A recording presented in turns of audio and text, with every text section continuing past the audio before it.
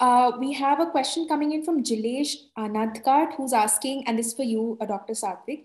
He's asking, should we take it lightly, Omicron lightly, as it has low hospitalization, but numbers show that it affects medical personnel as well, which will affect the health infrastructure. If you could talk about the health infrastructure a bit as well and our preparedness for dealing with another wave.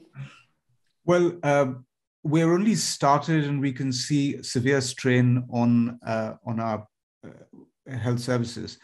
I think the real crisis here is going to be a complete collapse of human resources, because we're already finding it difficult to maintain levels of safe staffing in most of our hospitals in Delhi and Mumbai.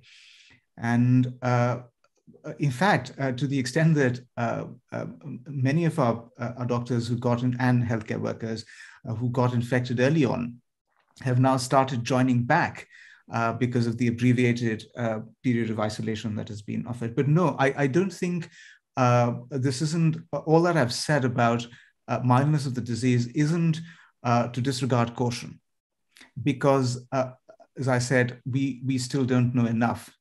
You know, it's possible that it might play out differently, because immunologically, populations of different countries are disparate. So I think the jury is still out on that. But what is clear is that this is the second fastest spreading virus in the history of humankind, and it's currently undertaking this explosive conflagration in most of our metropolitan areas. So it's entirely possible that you might see a couple of million cases in India every day, and you're going to reach peak testing capacity.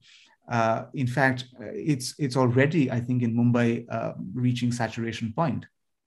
And my point is that this is like a Malthusian crisis, because infections will grow exponentially, but your resources can only be added arithmetically. You cannot suddenly exponentially increase the number of testing kits. So you will have to behave as though and assume that you're infected if you're showing symptoms that experts have pointed out could be COVID-related symptoms.